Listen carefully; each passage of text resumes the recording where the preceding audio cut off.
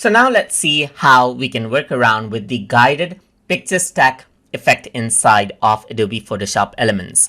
So to apply that, first of all, you need to go around onto the guided tab right here. And once you go around onto the guided tab, then over here under Fun Edits, you'll be able to see the effect right here, that is the picture stack effect, which turns a picture into a stack of different pictures. So if I were to go around and click right here, then you can see that there's the number of pictures that you can select. Let's say, for example, you can make it 4 pictures right here. Just like this, you can make it 4 pictures or 8 pictures or 12 pictures according to how you like it. So I'm just going to go around and make it, let's say, for example, 12 pictures, and it'll process everything out right here, and then it will apply it onto the photo.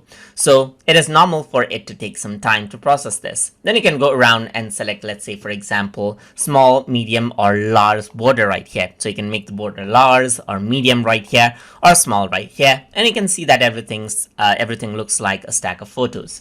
You can go around and change the background to, let's say, for example, different colors right here. So let me just go around and select this. Then you can go around and select different gradients according to how you like and make it like a background right here, as you can see as well. So that is what you have. And you can even go around and select a solid color right here. And let's say select a particular color right here, just like this, and press OK.